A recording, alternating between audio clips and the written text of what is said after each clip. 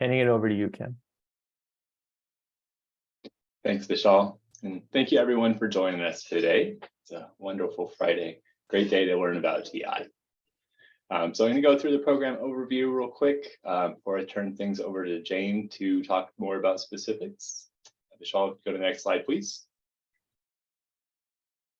So I just kind of want to rebase here. I saw a number of TI 1.0 participants on the call, but just focusing in on TI 2.0, I want to make sure that I do a good level set. So the original Target Investments program just ended in September here, really focused on the integration of primary care and behavioral health at the provider level. And so I'm really looking to reduce fragmentation between primary care and behavioral health providers and increase efficiencies and really increase the health outcomes and member experience between receiving care that addresses their whole person care needs.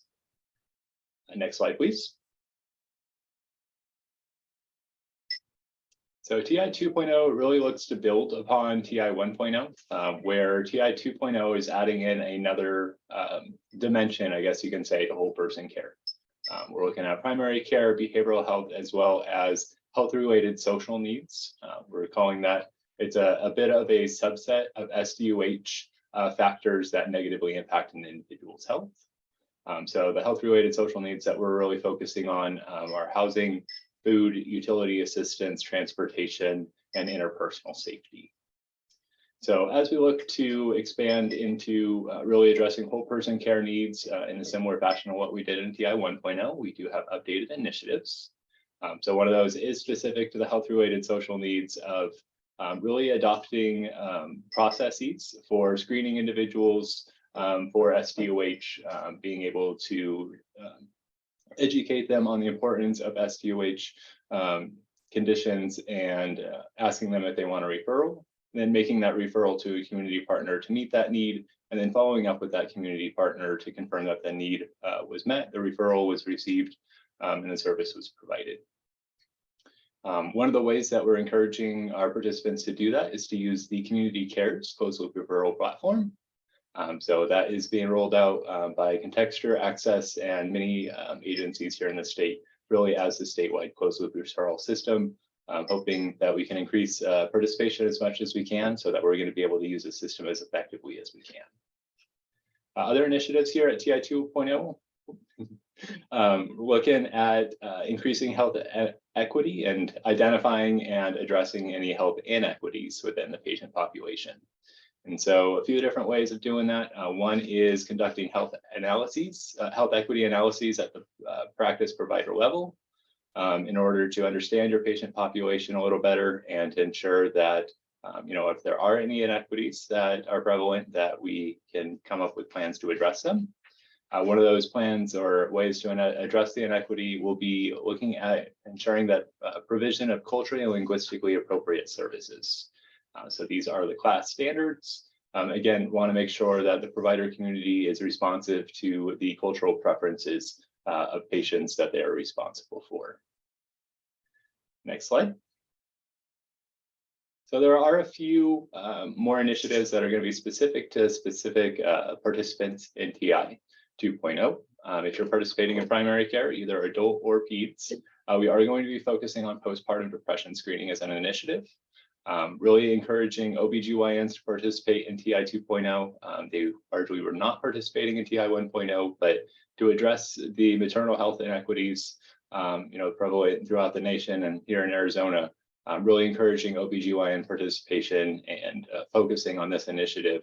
We're hoping to really reduce that inequity and those poor outcomes. And so focusing on postpartum depression screening at both the pediatric clinic and the caregiver's primary care provider, looking to, again, screen individuals or new caregivers for depression and get them over to a behavioral health provider as necessary. Pediatric primary care also focusing on dental varnish as an initiative. Another inequity that's been identified throughout the state and one that's been exacerbated by the public health emergency itself. And so looking to get folks, really educating patients on the importance of oral health, as well as being able to place a dental varnish in-house and ensure that that individual is connected to a dentist. If you are interested in participating in the criminal justice element of targeted investments, please make sure that you're on our radar. The program is somewhat nuanced, so we're just going to touch on a few things today. We do have a TI 2.0 justice specific information session. I believe it's May 15th. So you can register for that on the website as well. Again, if this program interests you, I really encourage you to attend that information session so we have more pointed questions and content for you. And please reach out to us as soon as possible. It's going to be a bit of a competitive process, as you'll hear about in a second, and we want to make sure that we're aware of you and working with what your plan may be. But a couple initiatives specific for TIP Justice participants, in addition to those listed on the prior slide, will be tobacco cessation programming, really helping ADHS, really complementing ADHS's new vendor with their ash line. And also identifying inequities specific to the justice-involved population, those re-entering the community from a jail or prison. Another initiative not listed here will also be looking at completing early reach-in components. So really reaching in and engaging individuals during jail or while they're in jail or while they're in prison a little bit sooner than before our health plans get there. And really working with the individuals, providers outside of the system, as well as the MCO justice liaisons to ensure that everybody's on the same page. Again, really trying to engage folks sooner in the process, build those relationships, and ensure that they are connected to services as soon as possible. Next slide, please. So with participation here, I'm going to go ahead and turn it over to Jane. All right, next slide. So for those of you who were involved in TI 1.0, you may remember that participation was at a site level of participation. So we used SPNs to identify individual clinics. Well, in TI 2.0, that's actually going to change. In TI 2.0, participation is going to be at the tax ID level, so TIN level participation. And essentially what that means is if you're an organization that has multiple sites within your TIN, then all of those sites could potentially be eligible to participate and earn incentive dollars based on their performance. The only exception to this TIN level participation is going to be our TIP Justice clinics, which are going to remain at that site level because they have those unique community collaboration requirements. And another important component of participation is going to be Medicaid enrollment, of course. So we need our applicants to have active access provider numbers, NPIs, and TINs in order to participate in TI 2.0. Next slide. So these are the three areas of concentration for TI 2.0. So primary care, adult and peds, behavioral health, adult and peds, and then TIP justice. And then you'll notice here in this table that there's different there's different provider types. And so I can just go over these quickly, but please note, you will also have these slides. They will be sent out to you after the presentation. So for primary care, expect to see integrated outpatient clinics and then non-integrated primary care outpatient clinics. And then we've also listed some of those provider types in the list below. For behavioral health, it's going to be integrated outpatient clinics, 77 behavioral health outpatient clinics. And then again, we've listed what those providers are going to look like there at the bottom. And then for TIP justice, expect integrated settings, so integrated outpatient clinics, FQHCs, and RHCs. And like Cam said, we are going to be having a TIP justice specific presentation on May 15th at 12 o'clock. So we'll have a lot more details for those of you that are interested in TIP justice in a week or so. Next slide. So this is a quick overview of the timeline for the program. It is going to be a 5-year program, and right now we are in that onboarding application year. And for those of you who participated in TI 1.0, please note that performance measures are actually going to start way earlier than they did in TI 1.0. Performance measures are going to be starting in year 2. So that is definitely different from the TI 1.0. Next slide. So now we're going to talk a little bit more about what are the expectations for year 1. So a very important date here, September 30th at 5 p.m. That's when the TI 2.0 application is going to be due. And the application portal itself is going to be opening up this summer. So please do not wait until September to begin the application process. There is also going to be EHR requirements, which I'm going to cover in this next slide here. And then also note that for each area of concentration, whether it's behavioral health, primary care, or tip justice, you are going to need to have supporting documentation that outlines policies and procedures that align with our TI initiative. So you will need to have documents ready to go for the areas of concentration. And then acceptance letters are going to be sent out in December of this year. And then the year 1 incentive payment will be received in early 2024. Next slide. So Contexture recently announced that they are adopting a new platform. And so we have adjusted our EHR requirements to meet those new changes with Contexture. So we have 2 different options here. So if you have an EHR system capable of bidirectional data exchange with Contexture, if you already have the system, then we're asking for our applicants to upload a signed scope of work by the application deadline, which is September 30th, to connect to Contexture's new HIE platform once it becomes available. So that's option 1. For option 2, if you do not have an EHR system capable of bidirectional data exchange, we're asking you all to have plans to adopt a system that's an EHR system that's capable of bidirectional exchange with Contexture. So we're asking to upload a commitment letter that's signed by your organization's CEO or an individual of equivalent position by the September 30th deadline. And we're asking in this commitment letter for you all to identify the EHR system and the intent to connect to Contexture's new HIE platform once it becomes available. So again, we're going to be sending out this slide after the presentation, so you'll be able to go over this again and ask us questions, but this is going to be the EHR requirement for TI 2.0. Next slide. Over here, this is a summary of what the eligibility requirements are going to look like for TI 2.0.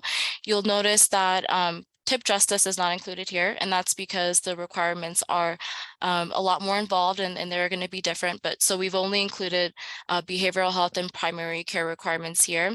For behavioral health, we're asking for participants to meet 2 out of 3 of the requirements listed. And then for primary care, we're asking for you all to meet 3 out of 5 of these requirements. I won't go through and read all of them for you here because it is on the table and we are going to be sending out the slides. But one thing I do want to note is that you can apply for both. So you can double dip however you see fit. So if you wanted to do BH and PCP, you can complete all 3 BH requirements and be good to go for both programs, or you can complete 2 BH requirements and 1 PCP requirement and still be good to go there. And these eligibility requirements, again, are available on our website as well. And this is just a summary of what the requirements are going to be.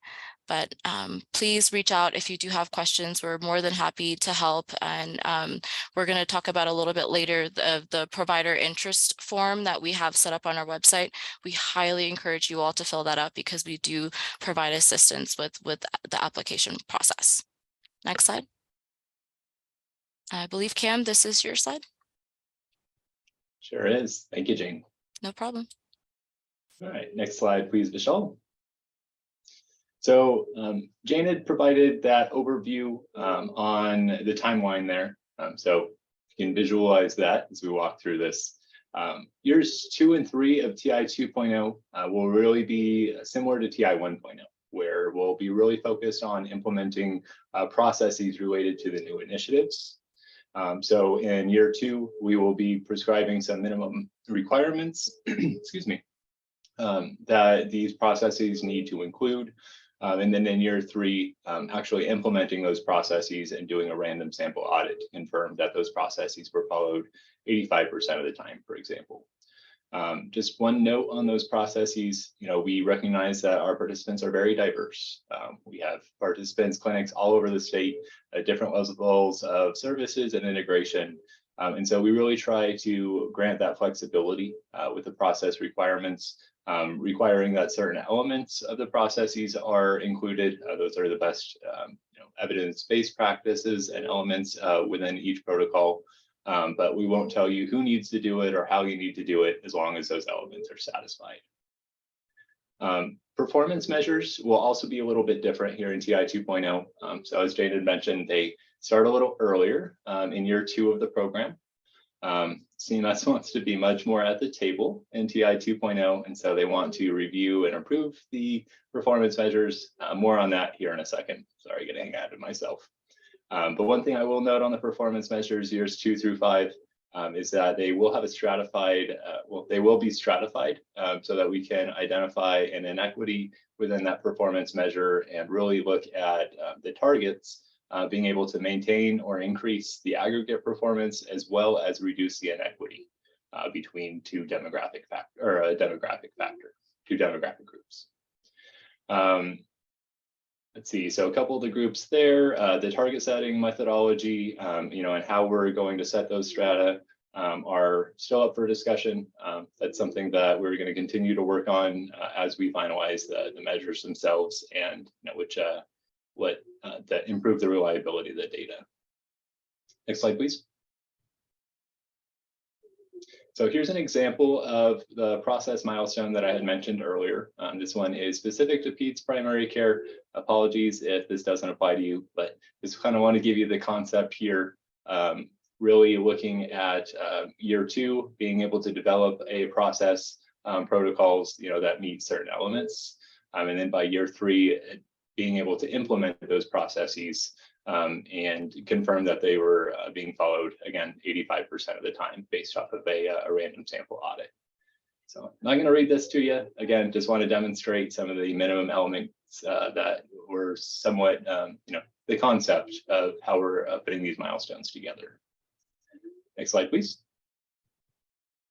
So the performance measures, again, as I had mentioned earlier, CMS wants to be much more at the table when we're looking at the performance measures, selecting the performance measures for participant incentives.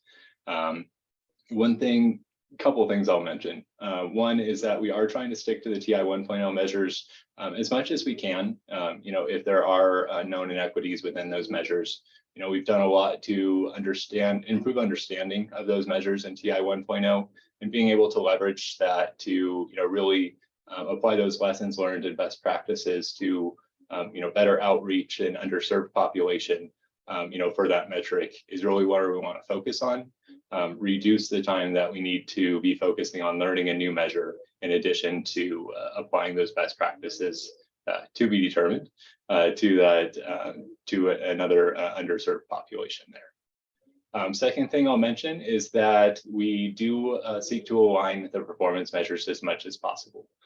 We don't want to give you another performance measure that makes 20 that you need to go tackle as a provider organization, that doesn't do us any good.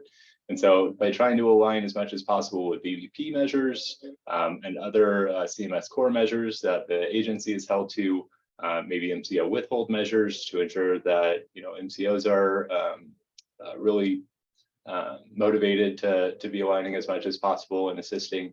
Really the more that we can increase alignment, the more, everybody's kind of working in the same direction, not pulled into different directions. Let's see, next slide, please. So this is typically where I'd hand it off to ASU for technical assistance. Unfortunately, they were not able to make it to this one, so you have to listen to me for a little bit longer. But I can cover the slides more or less here. Michelle, if you don't mind, go to the next slide. So a few things, Jane had mentioned application assistance. That is something that ASU and Access are committed to doing. There is the application process is a little bit more complex than it was in TI 1.0, in where processes and protocols that meet those earlier requirements are going to need to be uploaded with the application itself. So when I'll take another step back here. So each of those processes and protocols are going to require specific minimum elements. Again, we'll have a doc validation criteria that we're finalizing and planning to post to the website, say hopefully in the next month or so, that will really identify those minimum elements that you need to have in those policies in order to meet the eligibility requirement itself.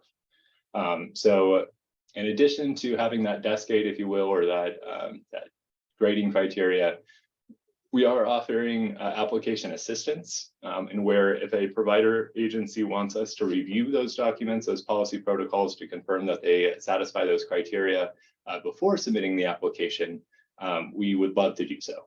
That makes it so that we're able to give you some peace of mind in the policy protocols being able to qualify, and it reduces the time frame for us to turn around eligibility decisions from after September 30th. So we do encourage folks to sign up for the provider interest form. It's linked here. Again, we'll be getting these slides out to everybody so that you're able to follow these links, or you're able to go to the TI website and select the provider interest form there. By completing the interest form, you're able to select the application assistance or document review that I had just mentioned, or some of these other assistance that we can provide. I'll make a quick blurb about the justice part. Again, I don't want to spend too much time on this, but if you are interested in justice, please complete the provider interest form as soon as possible so that we can touch base with you. One component of it is that there needs to be a commitment and a plan with a justice partner and how to best serve individuals involved in the criminal justice system. And so we are here to for you to bounce ideas off of, and kind of talk through those requirements through June 30th. So if you are interested in it, please make sure that you're submitting that application by then. I'm not going to get into all the details for why June 30th. Just make sure that you do it by June 30th. If you miss the August 30th cutoff for the document validation or the document review, you can still request application assistance. It's just going to be limited to actually submitting the application itself. So that will allow, we recognize again that the application portal, is as friendly as it can be, but sometimes uploading documents or getting stuck there, we want to make sure that we're assisting you as much as possible. And so to try and reduce the 100 applications trying to get forced in at 4 o'clock on September 30th, we're really encouraging providers to submit the application early or to reserve a spot for application assistance by completing the provider interest form before the 25th. Not saying that we won't help those that don't provide the interest form in submitting an application, but those that submit the provider interest form before the 25th that request this assistance will be prioritized. Thank you. Again, highly encourage folks to complete the interest form and get on our radar. There are yellow buttons here on the side. Again, you can follow those links to sign up for the TI newsletter, which gets you more information about when the links are going to be available, when the portal's available, as well as reminders for these dates, as well as the provider interest form itself. Next slide, please. So after year one, eligible participants, accepted participants are going to be needing to pursue these new milestones, these new initiatives, and work on performance measures. And so a few, ASU Access will continue to provide technical assistance similar to what was going on in TI 1.0, just starting earlier in the process or earlier in the TI program this round. And so really what we're looking at is more individualized technical assistance, being able to focus on root cause analyses and do some process-based quality improvement in terms of each individual organization and how they do things. Also looking at internal reporting review and helping organizations leverage their EHR systems to the best extent possible really important for health equity analyses and activities. Also developing and disseminating best practice guides. There's somebody already has a great way of doing things and it seems to apply to another provider organization that serves a similar population, anticipating or experiencing similar challenges. Being able to share those best practices can help get everybody to the most efficient practices as quickly as possible. Also, TI onboarding. So we recognize that it's a large turnover with staff sometimes, and these longer term initiatives, very complex initiatives, it's important to get folks onboarded as soon as possible. And so looking at developing TI onboarding guides as well, similar to what we had in TI 1.0, to really help folks, new champions, get up to speed on the target investments program as soon as possible. Next slide, please. So similar to TI 1.0, we are looking at having QICs and QIWs. These are quality improvement collaboratives and quality improvement work groups. So these are peer learning collaboratives that are offered throughout the program. Each session is going to have a pre-selected topic. And we really try to encourage as many participants and diverse participants as possible. So that could be the direct TI provider participants, also CBOs that may be working with the health-related social needs practices, also MCOs, the health plans that may be able to provide assistance, ACOs, other networks that are able to provide some assistance in the health equity analyses components, and I'm sure a few more acronyms that I'm leaving out here. Participants have the opportunity to engage in networking and problem solving with their peers. Again, to the earlier point, there's going to be provider organizations experiencing similar challenges. And so being able to work through those, understand those challenges and best practices, share them in the meetings is going to be really powerful. Let's see, sessions offer valuable opportunities to evaluate performance in particular quality measures and provide feedback on performance improvement. We'll have dashboards that you're able to see your performance month over month, and being able to really understand why performance has been increasing or decreasing after a certain change. The QICs and QIWs are really good at being able to drill down into that and understand things a little more. Really, though, the bottom line is that the technical assistance is really designed to meet the needs of TI participants. We're really flexible. We try to, craft, really model the QICs and QIWs and technical assistance to the needs that are getting expressed. So looking forward to having a continued conversation with participants and with, relevant stakeholders, others that are attending the QICs, so that we're able to provide the best technical assistance possible. Those that do show up to the QICs and QIWs are eligible to receive continuing education credits as well. So if you're in need of CME, CEUs, this is a good place to get them. Next slide. Action items. I believe that's it for me. I'm going to turn it back to Vishal. Thank you, Kim. We're going to end by summarizing the next follow-up steps that you'll need to take. So the first thing would be to subscribe to the TI newsletter to stay in the loop. After that, make sure to review the TI application requirements for each program, as they are different for each program. In order to avoid future problems, please confirm all your clinics and providers are accurately enrolled with access and credentialed with the contracted MCOs. Make sure to submit your provider interest form by the deadline for the specific group. And before submitting the application on September 30th at 5 p.m., before that, make sure to prepare the application materials, which includes gathering documents and attending technical assistance meetings. These are some of the technical requirements before being able to use the Access online portal. Some of the requirements are time intensive. Participants must have an active access provider number, TIN, and NPI. Participants must also have an active online account with access to the TI portal. There are different types of organization. There are different types of accounts, so make sure that your organization has a master account. That could take up to 30 days, so make sure that you are able to account for that.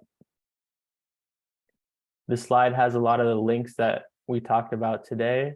This PowerPoint will be shared to you as a PDF, so you'll be able to access all of these links. Make sure to subscribe to the TI newsletter and submit the provider interest form. Now we'll be moving on to the Q&A session. So feel free to come off mute or type your questions in. I just have a question.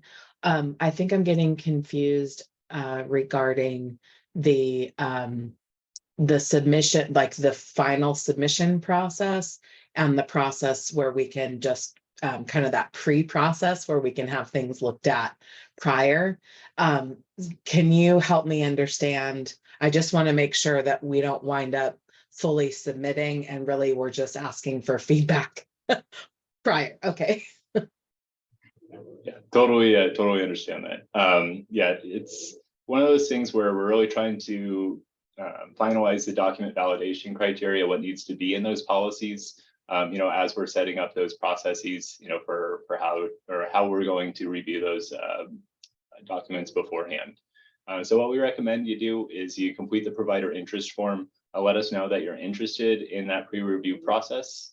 And also make sure that you're on our radar. We can make sure that we're sending out pointed email blasts to those that request that assistance. We can let you know once those document validation criteria, those minimum elements are posted so that you're able to start looking at your internal policies, confirm that those are being satisfied. And then we'll be able to communicate out that process for where to send those documents and what that review process is going to look like between the Access and ASU teams. It will be, aside from turning things in through the Access portal, two very different processes. So we will, you should have no. Okay. So we don't have to have, everything all ready to go when we are just saying, hey, we're interested. That's just simply a matter of letting you all know that we will be submitting, but we don't have all of our ducks in a row yet, maybe to have everything, because we don't even know ourselves. We're still waiting for those criteria. Exactly. Thank you for your help. Of course. See, a few things come in. Just the most recent one from Nicole on subject: what information is needed for the interest form? You need your tax ID. It's the very first thing to ask for, because we need to make sure that we're tracking who's responding and if you've already responded. So please make sure you know your tax ID before you open the form. Other than that, really it just kind of guides you through your contact information, and really asking just questions on, were you participating in TI 1.0? Some more information on what services the clinic offers, and then what your interest is in TI 2.0. Which areas of concentration you want to participate in, and what level of assistance you need, or if you're just submitting the provider interest form to get on our radar. So also good opportunity for you to provide feedback to us, or any ideas that you may have related to the initiatives. Question from Thomas here: is there information on dollar amount of incentive payments? You may not have done TI program in the past. That is a great question. It is also a very loaded question.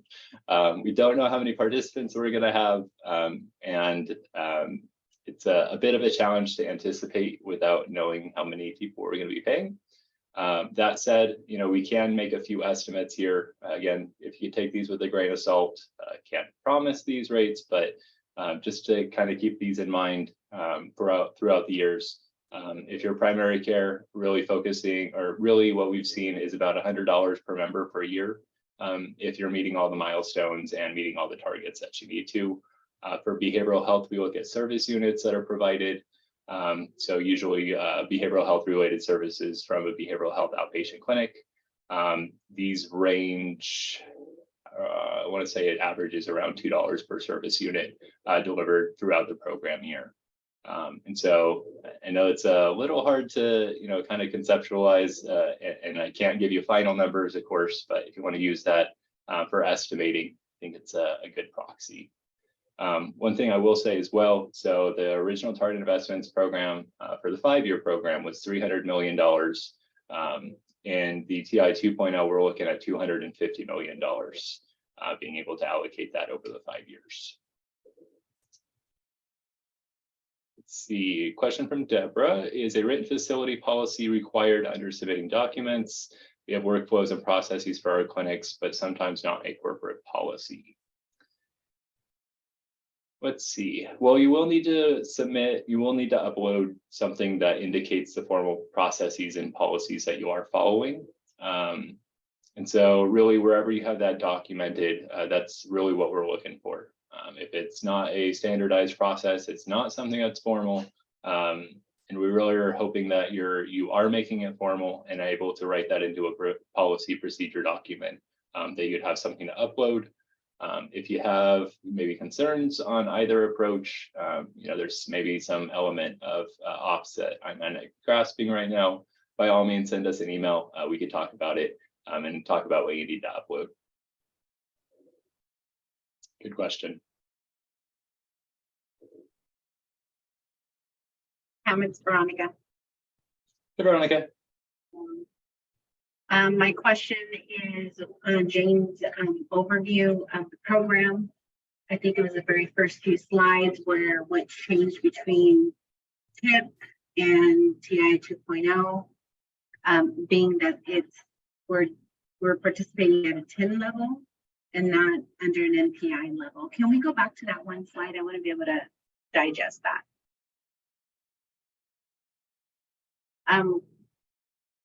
This one is always tricky for us, as you know, because we are a group practice with one clinic, but with many, many, many, many providers.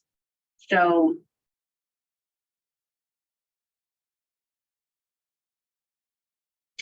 There we go. Go ahead.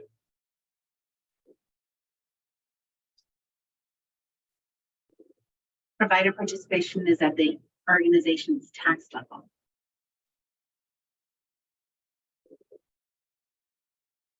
Veronica. I wanted to see this screen again. I know it's going to be sent out again, but this is probably one of the bigger changes with the participation, would you say, besides the measures, of course, that we'll have to eventually start meeting, but how we look at the program. I think this probably will be the biggest factor. I wonder how we're going to do, or how all of us in this call are going to do well when we have multiple specialties and not just primary care or behavioral health or justice, right? So if we're having to account for every provider in our 10 and we could have 50 or more, a couple of hundred, how does that factor in patients that are not meeting the measure? How is ASU, how will you determine what our payment would look like, or our success on the measure for providers that are included in the 10 but don't have patients that fall under behavioral health or primary care? Good questions. Good questions. And I apologize, Veronica, you were cutting in and out a little bit, but thankfully I'm very much aware of your question. We talked a few times before, so I can address it. Just let me know if I'm missing any part of it. Maybe the first and most predominant part. So I absolutely agree with you. This is going to be a big change for folks. One, for those that do have multiple clinics now, as sites moved and became acquired, there's lots of changes there, and you got lots of emails from us. If you loved receiving those emails, I'm sorry to say that you won't have to do that anymore. Otherwise, we are jumping up and down for joy. Any new clinics that are added throughout the years will be automatically included in future years of participation, which is a large intent of it, as well as understanding that a lot of the policies and procedures that are created at the TI participating clinics are applied to many clinics throughout the 10.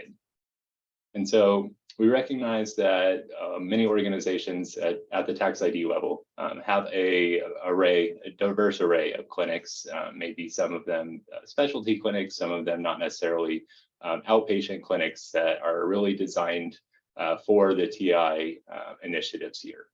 And so we generally say that participation is at the tax ID level, in that we're continuing to allow clinics to be added throughout the years. But organizations will be able to exclude specific service addresses. that are not going to pursue the TI initiatives. So really hoping that all of the outpatient clinics, are able to participate. But if there are specific reasons why a specialty clinic should not, we give you that option to deselect them, if you will. One more thing I'll add for Veronica DMG's sake, we will be participating at the NPI level, not the access provider number level. We experienced, we had some lessons learned from TI 1.0 in that regard. And so we are looking to make a process improvement. We're focusing on the NPIs for billing and services instead of the provider ID, which may include multiple NPIs. Veronica, did I miss anything from your question? I think that last sentence is what was going to cover it. For the sake of DMG, if we're going to be looking at NPI for billing and services, and that's who will be included, not necessarily all of our providers under our 10. Is that right?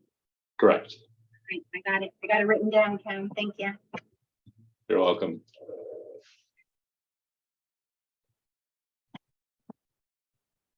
Let's see. There's a question from Jose. Is there a limit on Justice Clinic sites?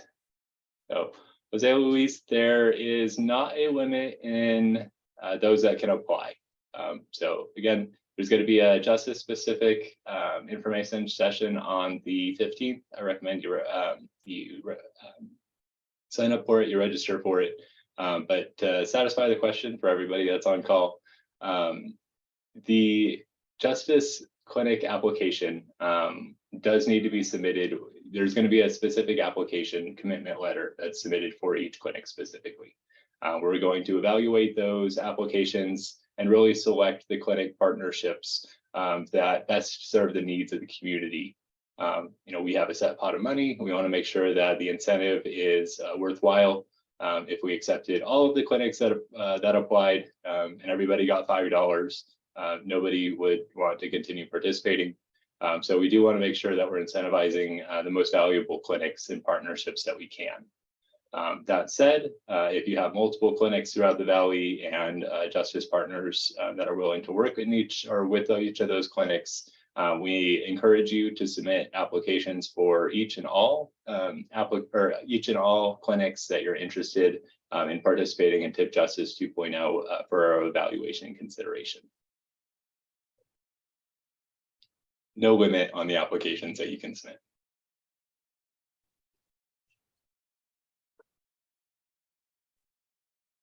Really quick, Cam, thank you for your answer. I can't find an email or anything to like sign up for the info session for justice. I don't know if I maybe missed it. I did get one for this meeting today, but not for the other ones that you were mentioning earlier. Yeah, let me pull up the TI website here. I can drop that link into the chat. And the information sessions are about 3/4 way down the page.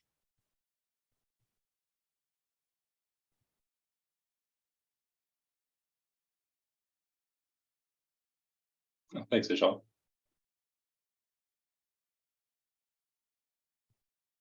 So the links are personalized when you register. Otherwise, I'd send you a registration link itself, but then you'd have to pretend to be me, which I'm not going to make you do.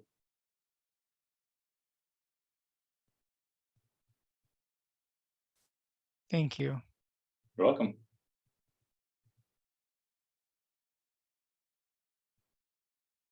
Any additional questions, comments, concerns, ideas? Celebrations? We find this recording. I'm sorry, Veronica, can you repeat that? Where can we find this reporting on the TI website? The information regarding participation and some of the information we covered today. Will this session be, I know it's being recorded, but where will it be housed at? Got it. Sorry, I was misunderstanding the words. We have a recording of the TI 2.0 information session on the website as well. Vishal, if you don't mind going back to the website, It's right under the registration links, actually. Got it. I'm in it. I'm looking. Thank you so much. You're welcome.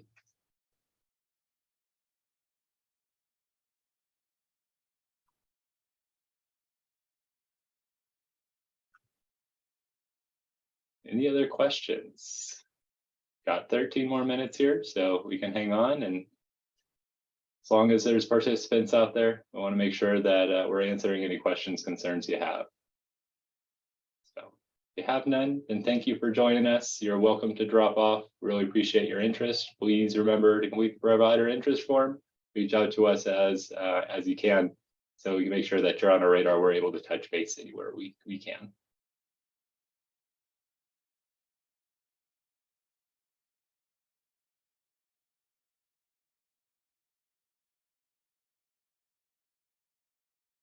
Give it a few more minutes here.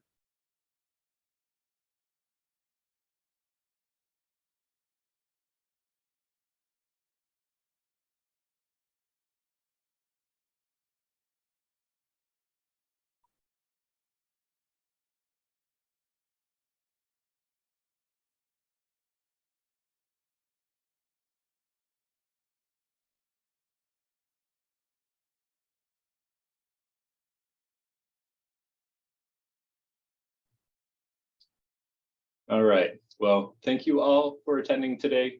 Again, if you were formulating a question back there and weren't able to get your hand up or get it into the chat, please follow up with us through email at targetinvestments@azccess.gov. Also find information on our website and being able to provide submit the provider interest form there. Again, can't make enough plugs for that. Thank you all for joining us. Have a good day, wonderful weekend. Talk to you soon.